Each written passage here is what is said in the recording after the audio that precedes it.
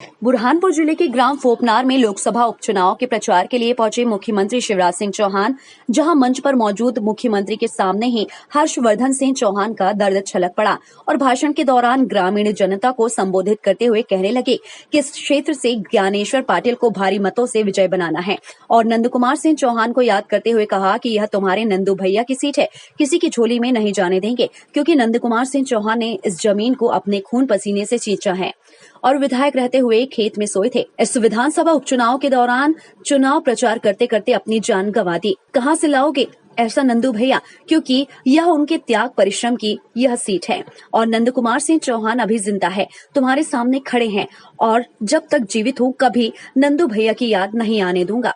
एक चौहान चला गया लेकिन दूसरा चौहान अभी यहाँ मौजूद है। वहीं मुख्यमंत्री ने भी नंद कुमार सिंह चौहान को याद कर कहा कि मैं जो चौथी बार मुख्यमंत्री बना हूँ यह नंदू भैया की बदौलत ही बना हूँ, लेकिन भाजपा कार्यकर्ताओं की पार्टी है और हर्षवर्धन भी एक कार्यकर्ता है जिसे पार्टी में उचित स्थान दिया जाएगा, उसकी चिंता पार्टी करेगी, क्योंकि भाजपा कार्यकर्ताओं की पार्टी है और ज्ञानेश्वर पाटिल भी एक सक्रिय कार्यकर्ता है जो कि नंदू भैया के साथ कंधे से कंधा मिलाकर कार्य करते आए हैं। इसलिए पार्टी ने उन्हें नंदू भैया की प्रतिमूर्ति के रूप में अवसर दिया है। ज्ञानेश्वर पाटिल और मैं स्वयं मुख्यमंत्री शिवराज सिंह चौहान नंदू भैया के अधूरे सपनों को पूरा करने का कार्य करूंगा। वहीं कांग्रेस पर भी निशाना साधते हुए कहा कि कांग्रेस में मध्य प्रदेश में कमलनाथ का एक छत्र राज है। कांग्रेस अपनों के साथ ही छल करने का कार्य करती है। जिस प्रकार सुभाष यादव को कभी मुख्यमंत्री नहीं बनने दिया और अब तो अरुण यादव को सांसद तक नहीं बनने दिया गया और पहले ही पत्ता काट दिया, ऐसी है कांग्रेस पार्टी। आज नंदू भैया हमारे बीच नहीं है। नंदू भैया हमारे ऐसे नेता जो भुलाए नहीं भूलते, जिन्होंने अपना पूरा जीवन जब से होश संभाला भारतीय जनता पार्टी के माध्यम से जनता की सेवा में अर्पित कर दिया। अद्भुत नेता,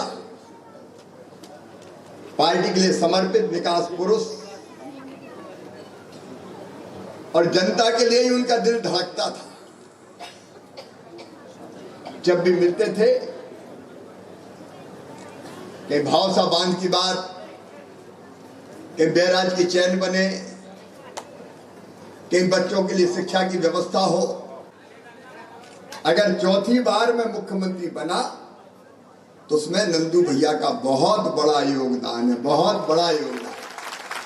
और पोफनार और आसपास के बहनों और भाइयों, एक ही वचन आपको देता हूं, नंदू भैया के अधूरे कामों को शिवराज पूरा करके आपको देगा, मेरी भरसक कोशिश रहेगी।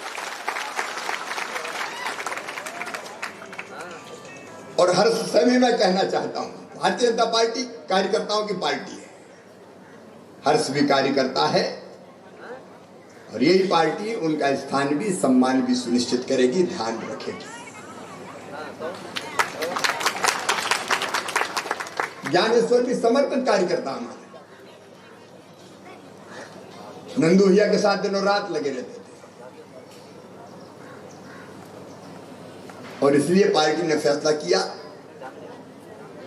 कि पार्टी के समर्पित कार्यकर्ता और नंदू भैया की प्रतिरूप, उनके साथ लगातार काम करने वाले ज्ञानेश्वर जी को चुनाव लड़ाएं ताकि नंदू भैया के कामों को पूरा करने में वो भी योगदान करें।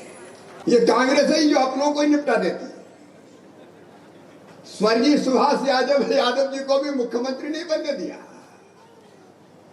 और अब अरुण भैया को तो सांसद भी नहीं बनने देना, पहले काटो कूटो।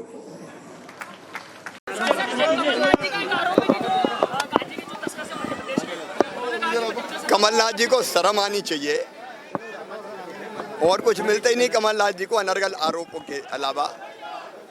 जो व्यक्ति हैं वो पकड़े गए, सिंगरौली में भी उनके घर छापा मारा गया है, जो तथ्य वो सामने है। गड़बड़ करने वाले छोड़े नहीं जाएंगे किसी भी कीमत पे, लेकिन कमलनाथ जी को तो जनता से लेना देना नहीं, विकास से लेना देना नहीं, कहीं कोई ऐसी चीज़ निकल आए कि मैं बदनाम कर सकूं, इसके अलावा कुछ दिखता ही नहीं है कमलनाथ जी को।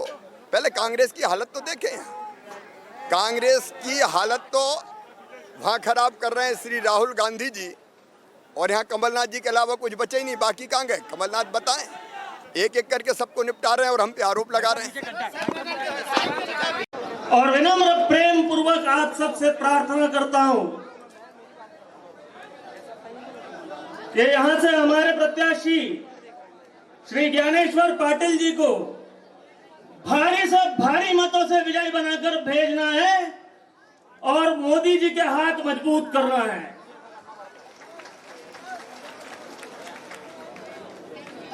ये तुम्हारे नंदू भैया की सीट है।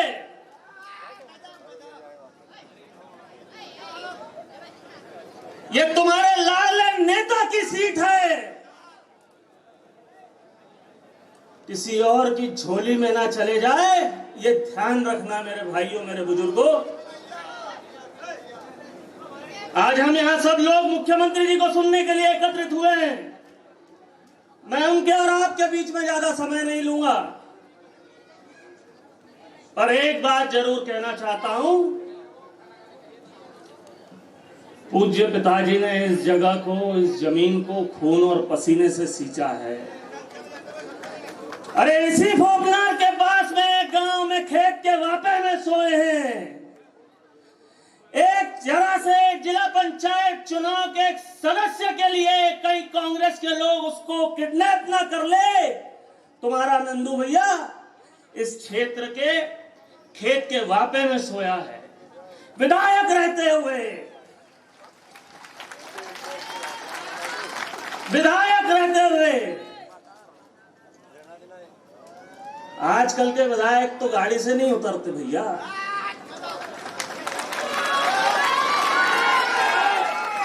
अरे अपनी आत्मा दी है उस आदमी ने, उस व्यक्ति ने। इसी सरकार को दोबारा बनाने के लिए, 2 सीटें जिताने के लिए हंसते हंसते अपनी जान तक दे दी, कुर्बान हो गए। कहां से लाओगे ऐसा नंदू भैया? कहां मिलेगा ऐसा नंदू भैया?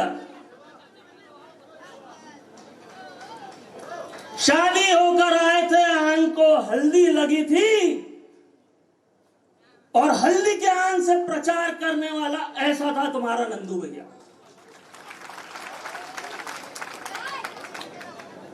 जिसने जीने मरने की कभी चिंता नहीं की। मुझे याद है सन 89 का वो चुनाव जब पिताजी का एक्सीडेंट हुआ था। घर के बड़े बुजुर्ग बताते हैं चुनाव लड़ने की इच्छा नहीं थी, लेकिन शरीर में 24 फ्रैक्चर होने के बाद भी चुनाव लड़े और जीते। ऐसे थे तुम्हारे नंदू भैया।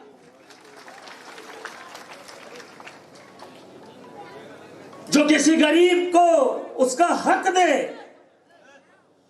गरीब को रोटी दे, गरीब का आंसू पोंछे, ऐसे थे तुम्हारे नंदू भैया। किसी के मुंह का निवाला छीन ले, ऐसा व्यक्ति नंदू भैया नहीं। और इसीलिए उनके तपस्या, उनके परिश्रम, उनके मेहनत की ये सीट है। भाजपा की झोली में बनी रहे, आप सबसे यही आग्रह है। और रही बात नंदू भैया की, तो ये खड़ा है तुम्हारा नंदू भैया। जब तक जीवित हूं उनकी याद नहीं आने दूंगा। एक चौहान तो चला गया, दूसरा भी चले जाए तो गम नहीं, लेकिन जो वचन दिया है उससे पीछे नहीं हटूंगा। जब तक जीवित हूं तुमको तुम्हारे नंदू भैया की याद नहीं आने दूंगा। इन्हीं वचनों के साथ बहुत बहुत धन्यवाद। आप सभी को प्रणाम करता हूं। जय हिंद। टाइम 8 के लिए मध्य प्रदेश के बुरहानपुर से गोपाल देवकर की रिपोर्ट।